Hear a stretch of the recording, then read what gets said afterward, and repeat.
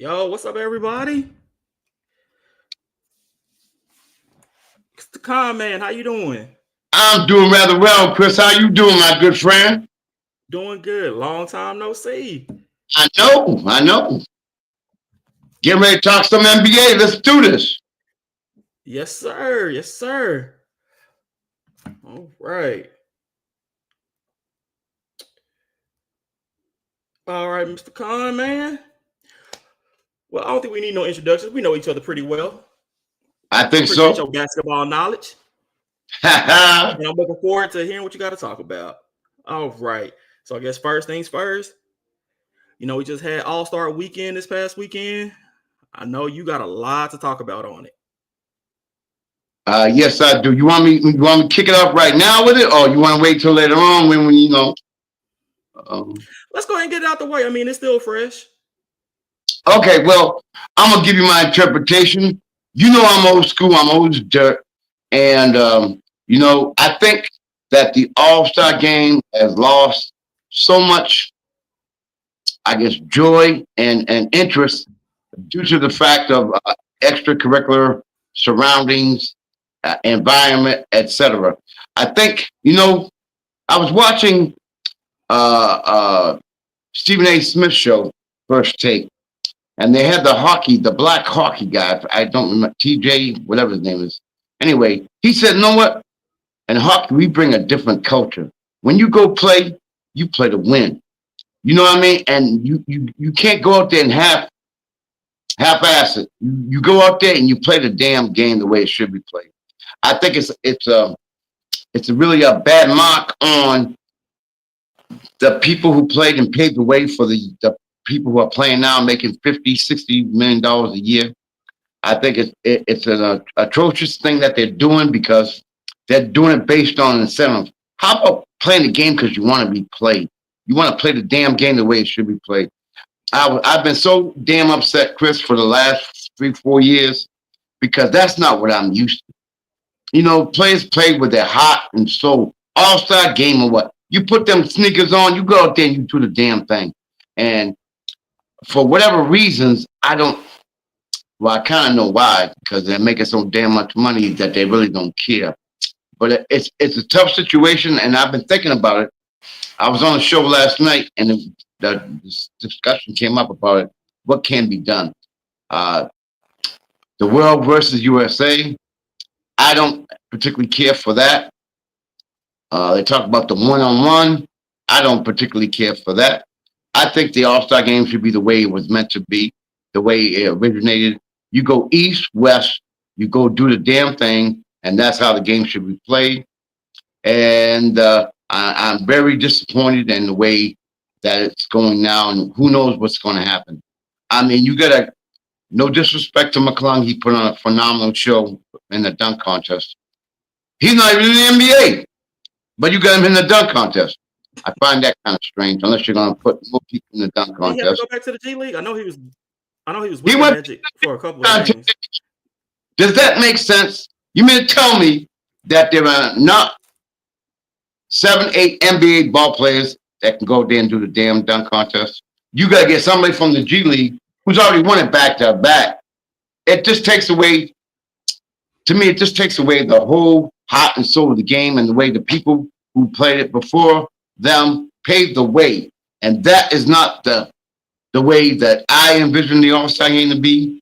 And they're coming up with all these crazy, and I can't blame Adam Silver because I'll tell you what, he gets paid by the owners. So in order to make things effective, you're going to have complete collaboration with the owners, the Players Association. You got the sponsors and you got the TV people who do the TV contracts. And unless they can all get together and come up with a game plan, this is what we're going to get. Yeah, yeah, I agree with you. Growing up, the All Star game was like what I looked forward to. You want Damn. to see you seeing all the stars together. They finna come out there and compete. Like even back then, of course, they ain't trying to go out there and hurt each other during the All Star game. No. I get that, but it was still competitive. They wanted to win, and it's like people are saying, well, what do we need to do to make them want to compete, to want to win? Hell, like you said, they making 50 million. What more do they need? I I really don't know. Like like you said, Silver, he keeps coming up with these ideas to change it. Uh, what 2020 they did the thing where the first 3 quarters you total up, and then you got to get to 140 or whatever 24 plus. In honor of Kobe. They tried that for a couple of years. The first year was really competitive. Then after that, nobody cared anymore. This year we did the 14s. I don't know why they decided to go to 40. That didn't set right with me either. Because now 40 points is 1 quarter.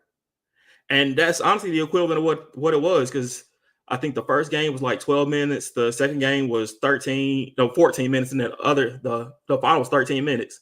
So you basically played 3 quarters of basketball. Correct. But And this whole all these shows and everything. Go ahead. Let me tell you, Chris, what I felt. I changed my mind, but you know what I felt? Because I was, doing my thing at the gym and thinking about it. And I was like, you know what? They should shut the damn thing down. Don't even play the damn All-Star game. Get me out first for you. I was like, you know what? They got the All-Star nominations. They got the All-Star pick. You know where I'm going with this. Pick them. Okay. Bring them to wherever the venue is being held at. Have them come with their families, like they do anyway. Have them come with their families. Have a big damn ceremony. Have them play. Have them sign autographs. Have them do all the things that they need to do, the obligations. But in the background, I would have all the films of all their All-Star games where they busted their ass and put it to the players. That's the only way I think they're going to be looking up. And everybody gets to see how the games used to be played. I know that ain't going to work, but I'm thinking, you got to send a message. You know what? Unfortunately, I don't think that these people. I don't think that this new generation cares enough about that, though. Yeah, right. Absolutely correct. You're right. You're right. There's really not a competitive nature like it used to be. Because you got to think about it. Most of these guys, they grew up together now. They on the same AAU team. They traveling together.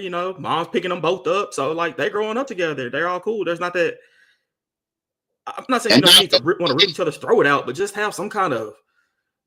I want to be the best. Like, and I've seen people say that maybe they need to do a thing where, how like in baseball, their all-star, whatever conference wins, that's where the World Series is held. The home that team gets home court advantage in the World Series. Maybe they should do that for the finals. I don't know how I feel about that, because you fight so hard to get the number 1 seed in the NBA, so you should be rewarded with having home court in the finals if you get it.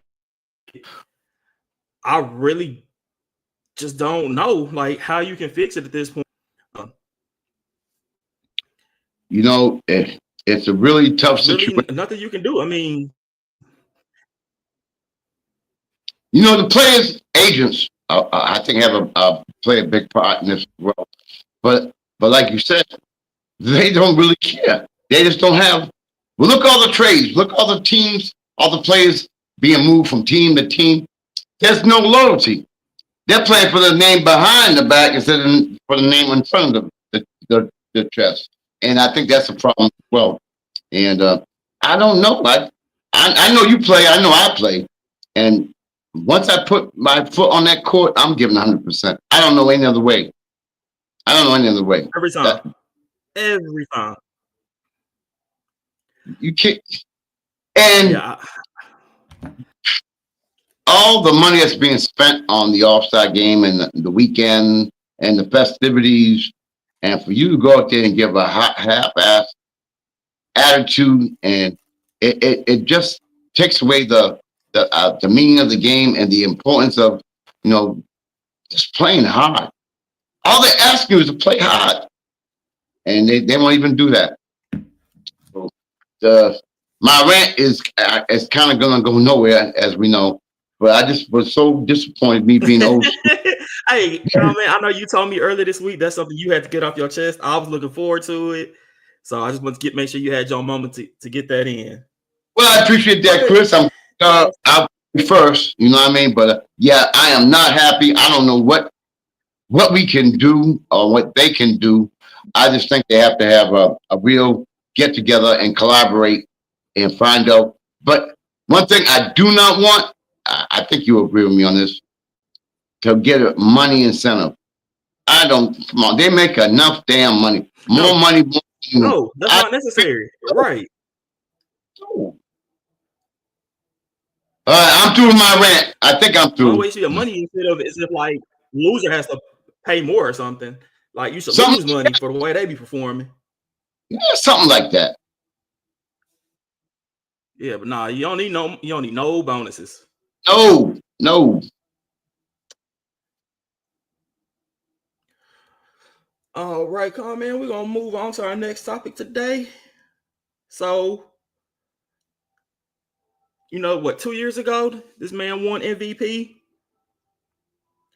had a great season.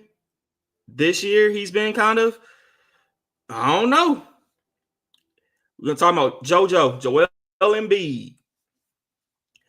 Been kind of iffy this year. Philly isn't looking like what anybody thought they would look like. Playoff P. Paul George has been a big disappointment. But since it looks like Philly's not going nowhere, comment, do you think that they should just go ahead and shut down Joel for the season? 1,000%. You know, the process, it's really not the process anymore, any longer. You know, he just recently signed a contract where he's making, we don't have to even go there, but he's making so much goddamn money. The man's always injured. I don't see, they're going to fight, they're fighting for a playing opportunity. And if by some miracle that they end up making it, you know he's going to get hurt. I say shut him down, have the damn surgery, give him X amount of months to recuperate and come back healthier, and maybe give him a chance next year. As far as Paul George, bro, he just signed a $250 million contract extension. And he went out there and what did he get? 30 minutes and got 2 points? You kidding 2 me? points. 2 points. Got two more than me, and I was sitting here in Texas. Yeah, exactly. And you know, that is the biggest disappointment. And I know fans in Philly must be going nuts. I feel bad for Maxey because he's playing out of his mind. What a great talent. You know what a great talent. He's playing out of his mind. Oubre's playing well. They ain't getting no help from George. And Embiid, when he plays, he can score. He's not much of a defensive player, but I mean, he can, you know, give you like 25, 30 a game, which he normally does. But like you said, 2 years ago, he was the MVP, played more games. He was a little bit more healthier.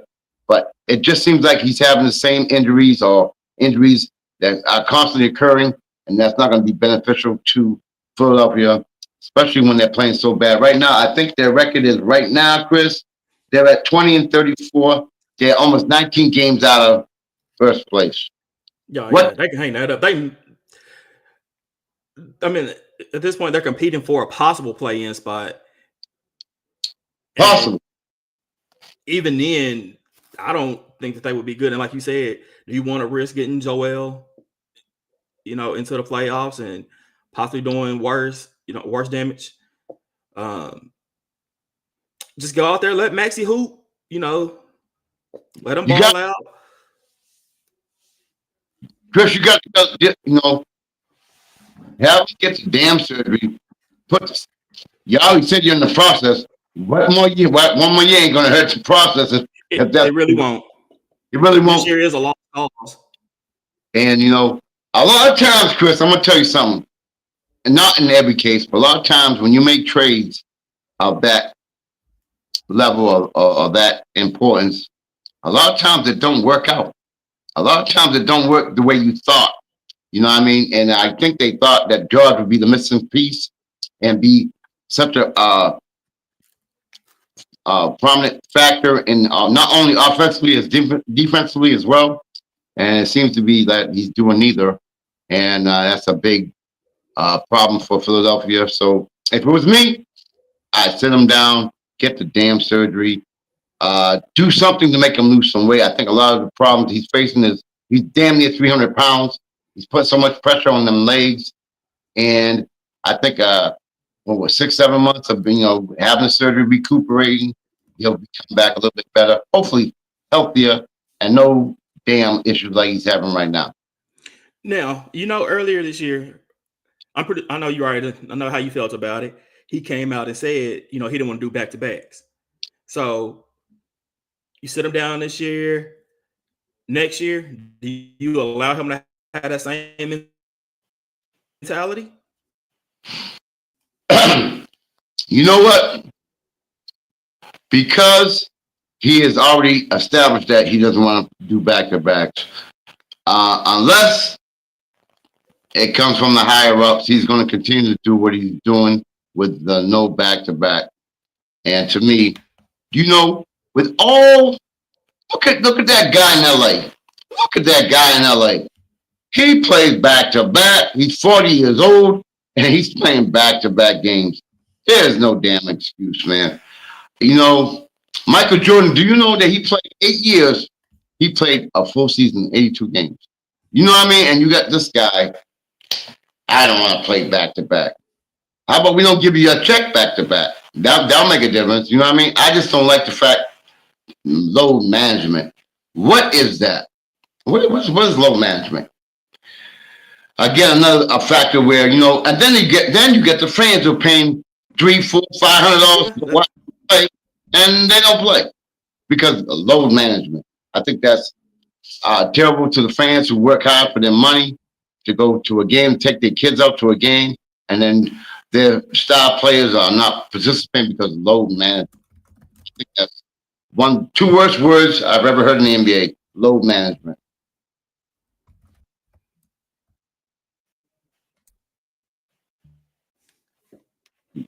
You there? Oh, I think he might have froze up. But getting back to what I was saying, Embiid, they should definitely have him do his damn surgery, have him recuperate, come back, hopefully healthier and stronger next season. I'm not sure what the other topics are, but whatever, I'm ready. And I think there was something about talking about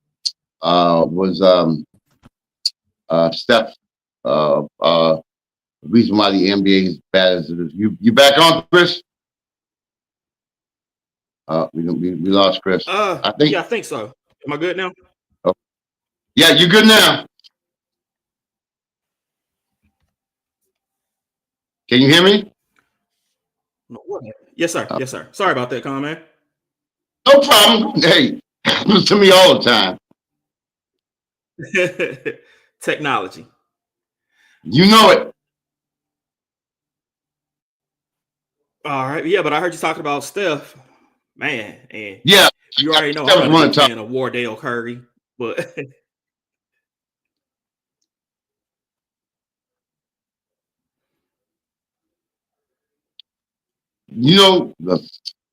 do I think? I guess the question was,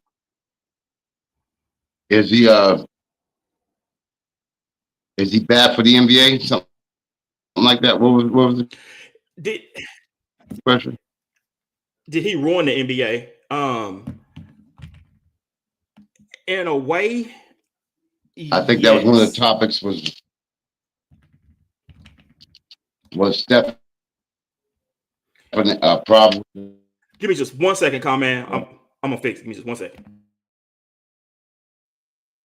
I got you.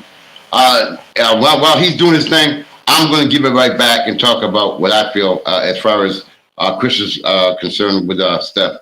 He said, in a way, I agree with him partially the fact that, even back in the day, they were shooting 3-pointers, just that there wasn't a 3-point line. They just weren't shooting so many of them. Now, I blame that not so much on Steph. I blame it on analytics. You watch the analytics, I think, is destroying the game. It's so many damn things. How about the eye test? How about watching the game, seeing for yourself what's going on? But they go through these damn analytics. Do you know that there's teams in the NBA that have people that they pay to sit behind the bench to do the analytics about whether it be the 3-point shot or they have someone, check this out, y'all. I bet you don't know this. They have someone who sits there behind the bench to, when there's a questionable call and they want to send it back. There's one person behind the bench on every damn team that watches specifically whether or not they should challenge a certain call. Steph is an anomaly because he can shoot so well. And of course, I think he didn't ruin the game. I think he kind of helped the game as far as the notoriety, because you have a lot of big men who are, who get most of the glory. And to have someone that the normal people can relate to, because he's only about 6'3", and in that regard, and we're seeing something that we've never seen before, the way he shoots. Did he ruin the game? I don't think he ruined the game. I think analytics ruined the game. I think the fact that, our youth today, because I referee, I'm still refereeing, even though I barely can see. I've been refereeing for over damn 40 years, and I see the first thing that kids do when they come on the court is shoot the damn 3-pointer. Can't even make a 2-pointer, but they're shooting a 3-pointer. So in that regard, I don't think he ruined it. I just think that it brought more attention to it. And I think that the analytics took over. And therefore, the teams, because of damn analytics, they all, look at the Boston Celtics. I think they take more 3-pointers than anybody in the damn league. They do. And they continue to do it. So they're going against what we all say, what everybody says. They're going to do what they want to do. And sometimes it becomes effective, like last night. When it goes good, it goes good. But again, I don't think that was the intent of the NBA. Usually, back then, you went inside, then you went outside. Now you go outside and you go outside. Now, no disrespect. Again, my condolences to Wembanyama. I'll talk about him in a minute. Okay, but I'm just going to use him as an example. Yeah, I know. Yeah, he's 8'11", and he's shooting 10 3-pointers. Where in the hell are you going to see anyone do something like that? But he can do it, or he's allowed to do it. I think it takes away from the. I'm old school, so I'm the wrong person to ask that. But Chris, you go ahead and handle it. I 100% agree with you. You want to see your big man down low in the post, hands up, back to the basket. That's it. That's all he's supposed to do. What you coming out the circle for? Don't come out the circle. You right there. You get your pass from your point guard. Boom, dunk it. Get your points. Get back down on defense. That's it. Now, you got 7-footers waiting on a 3. Karl Anthony Towns, perfect example. He ain't going down. Finna just sit out there, take a 3. I'm not gonna say it's not Steph's fault. Steph made it popular, but I really think that a lot of people forget who really brought the whole analytics thing into play. Mike D'Antoni. Remember the 7 seconds or less Phoenix Suns? That's all they used to do was run down the court. 7 seconds or less, you shoot a 3. Mike D'Antoni's whole mentality, a layup or a 3. Layup or a 3. If you take a 2-pointer, you come into the bench. When he was with the Rockets, Chris Paul was the only person who could shoot the mid-range shot, and he only allowed him to shoot like 7 a game. Everything else, 3-pointer or inside the paint. That is absolutely correct. You are absolutely. That is absolutely true. And again, Steph, he just popularized it, but I think the analytics brought it to a whole new level. And now they're trying to get specialists now. If you ever notice, they're getting specialists who can only hit the 3. As long as you can hit the 3, you got a spot in most cases. And I think that kind of ruins the play, the flow of the game. I think it ruins the whole aspect of running an offense, a proper offense, because it changes the dynamic. And also, if anybody who knows ball, when you shoot a 3-pointer, more than likely, where does it go? Way up near the foul line. So if you miss, that leads to a quick transition game to the offense. Most people know that anyway. But And the sad part about that is before that transition should be somebody going, underneath the basket. Nope. The open man finna go out for a three, a corner three. Like, I don't know. It's changed. I can't say it's for the better. And honestly, I think that's what's hurting ratings right now too. Yeah, we want to see high scoring games, but it just ain't the same. It's just not fun to just look at people just jack up threes. Like you were saying, you don't want your big man doing that. No. And another thing too, Chris, is the fact that, when it first started happening, it became, oh yeah, this is cool. This is great. This is awesome. But after a while, come on. If you're shooting, let me tell you something. I know you was a baller.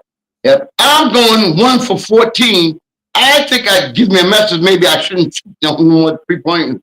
Maybe I'm wrong. But if I know I'm missing 8 in a row, I'm not gonna. But these guys keep throwing it up. I don't know, Chris. Yeah, it's sad. And I think the thing too is that since everybody does it, there's nothing good about it.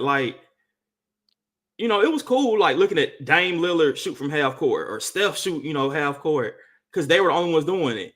Now, LeBron doing it. What are you doing? That's he's hitting it, but still, why are you doing that? That much. Yeah. And I think that's what it is too. Like you were saying, we got teams shooting 63s a night.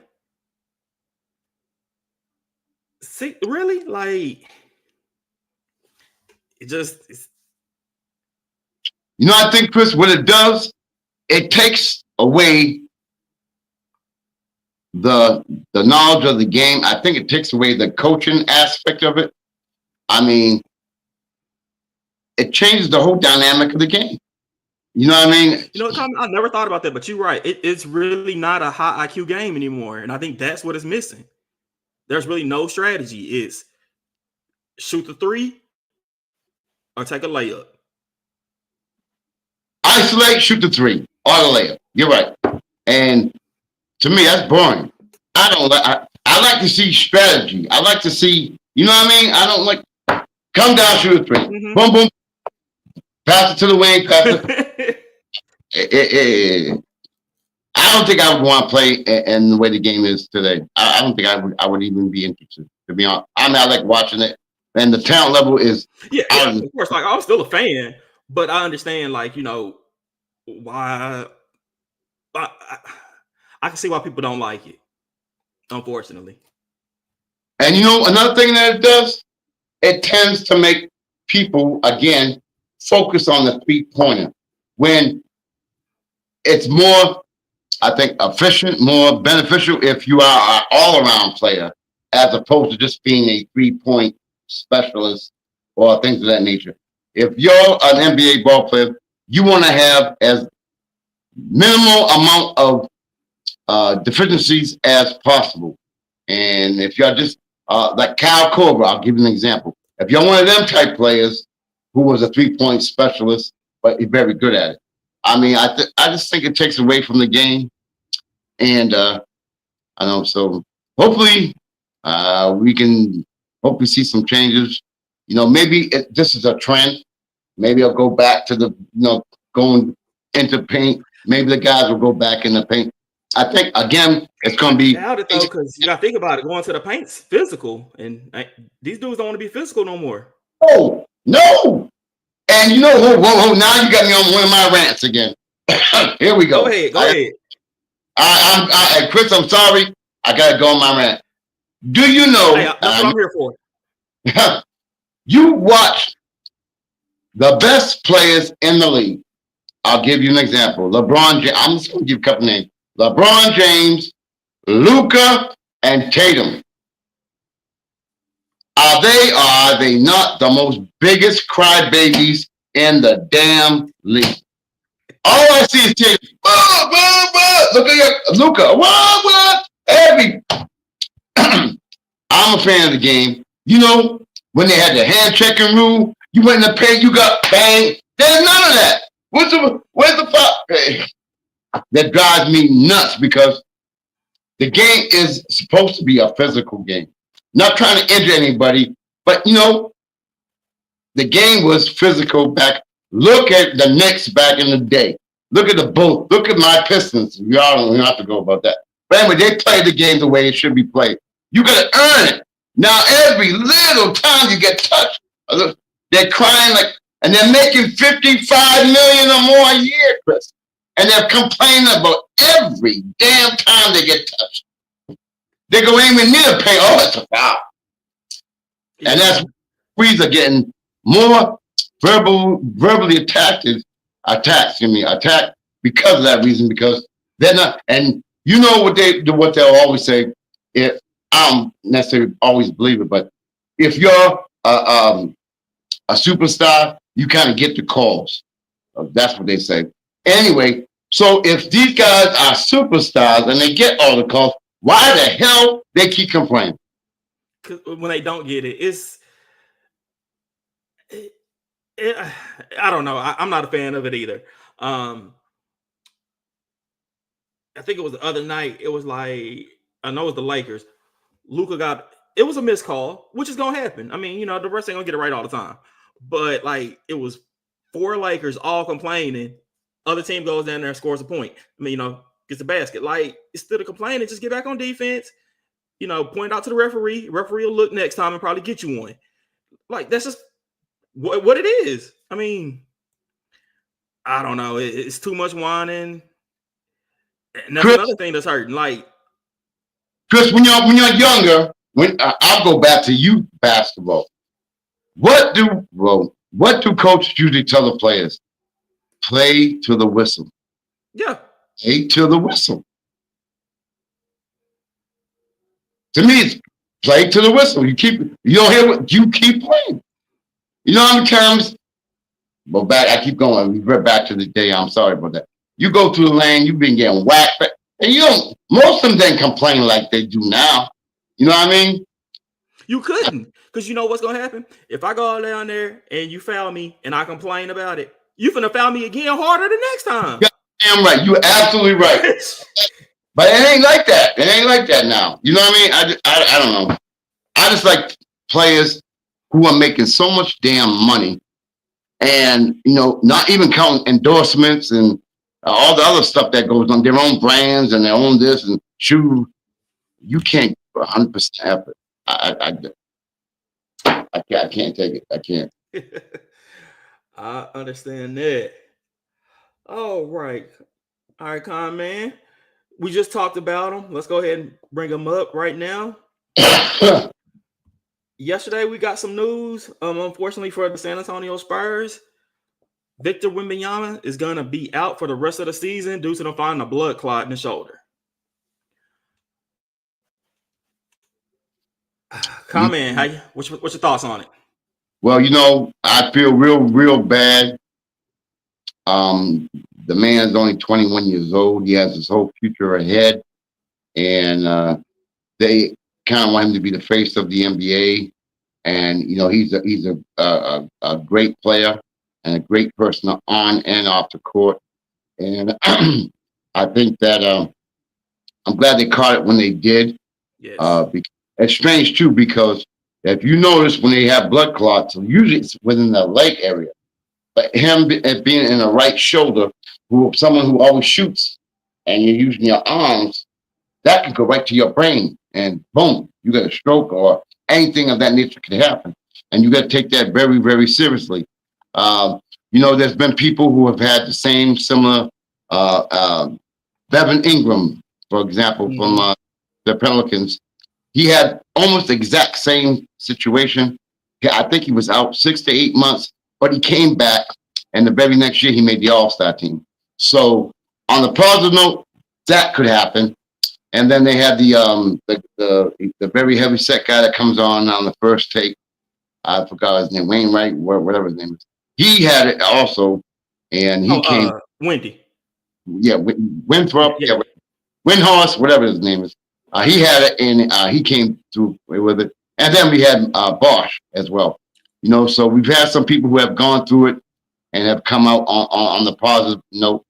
Although Bosch had to end his career before it's time. But I'm hoping that with the medical technology and the things that are going on with the medical world, that he gets the proper treatment and that he comes back very healthy. And I just hope I offer my praise to him and hope that he comes back.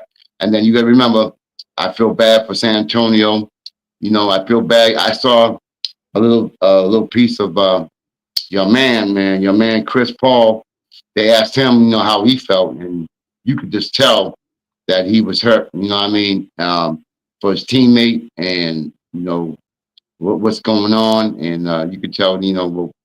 Chris is from old school, but you could tell how he felt. And then look what happened to Pop. You know what I mean? So San Antonio's going Yeah. through a bad stretch right now, and again, my praise to Pop as well, suffering a stroke, and that guy's meant so much to the game as well. So, and ending on that, I hope Wemby comes back fully strong next year and has a real great career, because he can be very vital to the hopefully the improvement of the NBA, as far as bringing more attention to it and maybe getting more people involved, in other countries as well, because that's where the NBA is going anyway. So he could be like a kind of a role model for the other countries as well. And I just hope he comes out 100%. But that's a tough situation, man. Because that blood, that's tough. Yeah, it is. Same as you said, man. Big person with Biana. For this year, I'm a Spurs fan. Chris Paul's there, so Of course, we know. like even even just outside of basketball though, you hate to see that. Wemby, honestly, kind of what we were talking about earlier this weekend, Wemby showed that hey, being an all-star means something to me. He was probably the only one out there who was actually trying. Granted, Saturday night, he had his little disqualification issue, but that's a story for another day. But he was out there trying to put on a show for the fans. He was mad that his team lost. Like, that's what you want to see. He's about the game. I was looking forward to see what he was going to do. I mean, it goes without saying, he was Defensive Player of the Year. Yes. He's disqualified now because he won't hit the 65 minimum. But I just hope that either way it goes, I mean, even if hopefully he does get to play again, but if not, the most important thing is that he's okay. Of course. There's so many things bigger than basketball. And even if he doesn't, like you said, he's a positive face, he can still be a league ambassador or something. But I just hope that I'm glad that they caught it when they did. Yes. Because that, like you said, in that arm, no telling where it could have led to. So it's just thankful that they caught it early. Hopefully it's a speedy recovery. Like I said, a minimum he's going to be out is 6 months. So, I mean, wraps up the season. Hopefully next year, if he's up to it, he's there opening night for tip-off. I'd love to see him and De'Aaron Fox, because we saw that they're about to probably make a good run for the play-in. Absolutely. But like I said before, this is bigger than basketball. This is about his health, about his life, his future. Prayers up to Wemby. Thank you for mentioning Pop as well. He's going through his issue. I haven't heard too many updates on Pop, which could be a good thing. Pop's always been a very reserved person. You don't know nothing about his personal life already. So with this situation, of course, they're going to keep it close to the heart. But, man, like I said, Spurs are going through a lot right now, unfortunately. Yes, and let me see where they're located right now. They're playing. They are at the 23 and 29, the 12 games back. I don't know what effect. Well, we know a major impact that not having Wemby on. I think they can hang it up for this year too. Yeah. Go ahead and just let De'Aaron Fox try to get some chemistry with the other guys. We'll see what they do. I mean, they had a big win last night against Phoenix, which is a big statement win. They blew them out. Yeah, absolutely. That's a statement win, because even if, because them and Phoenix are right there at each other trying to get into the play-in spot. So, what thing this might be, and I'm not saying it because that's your boy. I think Chris Paul is going to step up and show what it's like to be a leader, even in that situation. Yeah, they're not going to Oh probably yeah, make, definitely. but you know what I mean? Far as okay, we're in this situation. We're not going to fall apart. I don't think he's going to allow them to fall apart. I think he's going to be responsible for them to keep going out there busting their ass the way they normally do, and I think they're going to do it. I think they're going to give a full effort. And one more thing you had mentioned about that, Wemby was one of the only few players to really want to play. He's 21 years old, but yet he knows about the history of the game, and he knows Hmm. about paved the way, and he appreciates being an all-star no matter what them other players do. He's his own man, and I gotta give him a lot of credit for that. That's why I hope he comes back because he's great for the NBA. He can be if he takes his big butt down inside more though. Like you I said, now that's nothing, but I think he gets gotta help. stop him 10 threes a game, man. Come on. Right, I agree with you. I agree with him, but I think as he gets more weight on and gets a little stronger, he can probably go down and pay and do. But then again, with his 3 point, I don't know. You know, LA, they were telling Davis AD to take more 3 pointers. I can't figure that one out. They want him to take at least 10 3 pointers a game. Facts. And there's been sometimes he shot close to it, but I don't think he ever took 10. But they want him to shoot more 3 pointers. And then you got Towns. And I mean, Jokic does it. But Jokic shoots at a high percentage. Yeah, I was But like, Jokic is different. He's knocking him down for sure. But even then, though, he's still gonna take his big butt down low too, though. Like exactly. that's the one thing on Jokic you can say. You don't know what he's gonna do. And the thing about Jokic is he's a great passer. And so is Towns, but they're great passers, so they can do things by being out on the perimeter. Although I like him inside. Hey, I go back to Will Chamberlain. Enough said. But anyway, so I'm keeping it real. But anyway, so you can't talk to me about that. You know how much I love them big guys being in the paint because again the strategy, Akeem Olajuwon, all that. I mean, those are the good old days. I don't think we'll ever get back to that again. Shaq, you know what I mean? We'll never get back. I don't think. But anyway, You know what? I really thought it for a while. It was all about the guards. It was a very guard-driven league. But now with Wemby, with Jokic, if Embiid's healthy, I mean, on any given night, AD could be a top player in the NBA. I see the big man coming back. I really do. But it's just how the big man plays is the thing. exactly, yeah. I mean, we had almost every team has a pretty good big man, and you're right, they can be very effective. And I think the key is again, they are so worried about becoming injured. I think they feel that they're more unlikely to get injured as much if they're on the perimeter. When you're a big man, you got like AD never wants to play the 5; he wants to be the 4. And what was going to happen is when he went to Dallas, they had 3 big men to go alongside with AD, but then AD got hurt, and so did the other 3 big men. So they're stuck without a big man right now. And of course, you know how the Dallas fans are; they're going nuts. But that's a whole another thing. I'm near it. I'm not too far from Dallas. I hear it all the time, but they still mad. You be telling me, more than me. Man, it's crazy about that. They was upset over Luka. But I get it. I mean, we go into the next topic. We're going to talk about the trades. But I really think just because of Dirk's legacy, the foreign player came in, did great. Luka comes in, okay, he could be the next Dirk. If Luka stays in Dallas, even if he doesn't win a ring, he is still going to be beloved in Dallas just because of what he brought. He brought excitement. He brought a different culture. He kept the foreign thing from Dirk, kind of like Wemby in San Antonio. He's just another tall number 1 pick, like Robinson, like Duncan. Although he does have to bring a ring. Wemby does have to win a ring in San Antonio. Luka did not have to in Dallas, and he was still going to be beloved by that city. Now, Chris, I know you know the game very well. Do you notice when they made that move? What I mean by that is my Cuban gave away almost all his rights as being the owner for the most part. Mm-hmm. And they got whatever his name is that came on the board, and all of a sudden they make that move. Do you think that Cuban would have made that move? No, not one. Mark Cuban wouldn't even thought about it. Thank you. Not 1 second. I agree with you. I agree with you. It's And funny they made that move. it it doesn't. And it logically to me, it doesn't make basketball sense.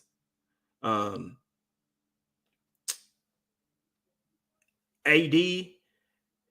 is older, has he has his career full of injuries.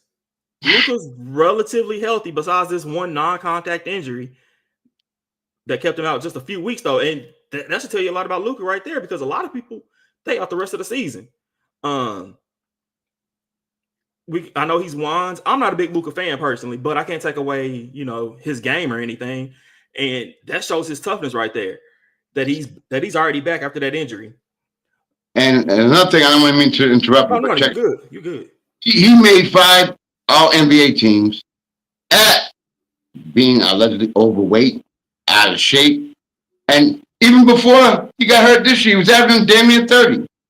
But check it out. I think something happened behind the scenes. I don't know exactly what, because you know what? I think they wanted to send it to him because he was eligible for the Supermax track, and they shoved it right at him. He lost out on 115 million. Will that give you incentive? I think it's got to give you some damn incentive.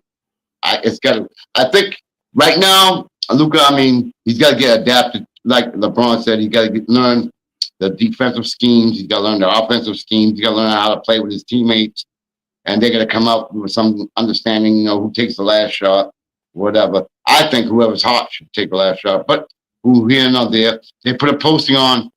Since LeBron's been with the Lakers, he is 1 for 29 in last point shots.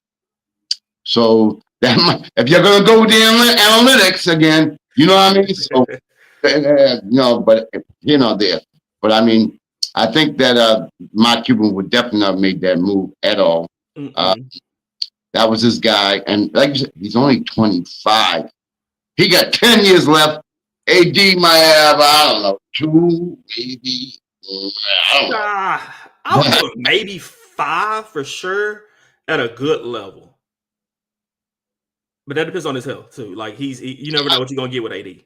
Injured. Did you see how you see most of the injuries he gets? They're non-contact. Yeah. You know what I mean? They're not bone, they're tissue. So there's something wrong with that. Same thing with Luka though. Most of his injuries, if you check it out, not bone. They're not bone density, it's the tissue. Something along with that. I don't know if they can control that, if they can do something with the trainers with the Lakers, if they can do something about that. I don't know. Maybe it is a weight issue. All I know, that man can get you 30, 15, and 10, and he's a very exceptional player. And the thing, honestly, I think though, if Dallas does not get a championship out of this is a horrible trade. Oh, absolutely. They gotta get a championship because Luka had him in the conference, had him in the finals.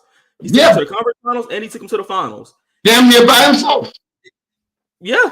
I mean, AD has to do something for this to work out. If not, I feel sorry for Nico.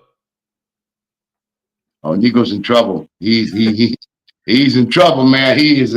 I don't know, but I think it's like 28 games left, so we're gonna have to find out how that goes. But I wouldn't have made that move. Not at all. I would not have. And I really don't like it on the Lakers either. To me, Luka and LeBron are basically the same player. Yep. Ball. Yep. Both great passers, but they both gotta have the ball. They're gonna get their teammates a lot of good looks, but it doesn't work for either one of them. To me, I don't like the move for either team, to be honest. But I can't agree with you. We'll see where it goes. I guess, man, we're gonna have our last topic on the night. as of right now, as far as the board goes for MVP case, we got SGA as the number one leader in for MVP. Got Nikola Jokic, and surprisingly, at number 3 to me is Giannis for the Bucks. I mean, they're having a good season. I just really ain't been it for me. As of right now, though, who is your pick for MVP? You You don't know have to be what? out of them 3, but just listen to the top 3. Oh well, I gotta. I'm telling you, you know, Zeke was my guy. Everybody knows that Zeke was my dude back in the day. We all know that. But anyway, I have not watched a player that I ever had so much interest in watching them play because to me, and again, I'm gonna go old school. He reminds me of an Oscar Robinson. I'm gonna tell you that's SGA. I'm gonna explain why. First of all, Oklahoma City right now they're 44-10, number one. Um, they have not reached their best because they just got home from back. So I mean, they're gonna be even more of a problem when it comes to playoff time. Went through hell last year. They got swept, if I recall. I think they're going to learn a lot from that. And if you watch SGA, right now he's averaging approximately 32.5. He's in all, and the difference is he plays defense as well. Oklahoma City has one of the best defensive teams in the NBA. Yes. I think SGA is a beast. He can go anywhere he wants on the court, anytime he wants, at his own pace. If you notice, a lot of guys got to do that dribble. No disrespect to Kyrie. Kyrie's phenomenal. A lot of guys they have to do that. They have. SGA don't have to do a damn thing. He just gets where he can. Now you play up with arm, he got that quick burst where he can go by you. But I just think the way that he plays the game, he's shooting at a high percentage. The team is 44-10. I think he's also a great rebounder, great defensive ball player. And he's up there in assists, if I recall. He's up there. Yeah, he has like 6 assists. Yeah, he's up there. So if you ask me, I'm gonna go with him. Although your boy Chris Paul's averaging 8 assists a game. I know you know about that. I forgot to throw that in. But anyway, because I'm glad to have you back. I'm honored to have you back, man. But anyway, it's a pleasure, man. Thank you for letting me join you. But it's a pleasure with you always. But I'm going with SGA. That's my pick. He reminds me a little bit of the old school, the way he plays. He plays hard every night. He brings it every night. And Giannis, he's in a bad situation. And then they have the situation with Portis. So we don't know where they're going to go with that. They did pick up Kuzma, who's been a good and welcome addition. I don't see that going too well. Although Denver right now, they're stepping up. Murray's playing out of his mind lately. I don't know what the hell happened to him, but he's playing back to 4 or 5 years. He's back to being Jamal Murray now. Yes. Yeah. So that could be a little bit pose a problem. But to answer your question, I'm going SGA. Who you rolling with? Word for word, everything you just said. I picked SGA. He's one of the few people who is doing it on both sides of the court. Well, the whole team, really. Yes. Are they the number 1 defense right now too? Like, yeah, absolutely, yeah, absolutely. Yeah, they're doing great. SGA, he's gonna give you his all every night. He's about to go out there. He's gonna ball. He's gonna play the right way. He's making his teammates better. He's playing smart. He's defending. Is he leading the league? I think he's leading the league in points right now at 32.5. Absolutely. Yeah. He's killing it right now. They're the number 1 team by a long shot. They're gonna finish number 1. Mm-hmm. And the thing is, he has a good supporting cast, but he's still standing so far above them. I think right now, like what we just said, Jokic is the number 2, but Jamal Murray's came out of nowhere now. So like you have a team, so does SGA, but it's like SGA can't have a night off still. Like I think Jokic should kind of relax a little bit and have Jamal Murray now step up for him. As much as I hate to say it, I think one of the best moves for Denver has been Westbrook. Oh, now you're bringing up my guy. You know, I feel so good about him. I know I get a lot. I did had a show. I brought him up, and people were blasphemy. He has performed beyond my imagination the way he's playing right now. He went to way up in Denver, which is used to LA and California, and he's gone out there and just ball. He's playing, and they love him out there. Jokic loves the hell out of him, and you know what? He's giving.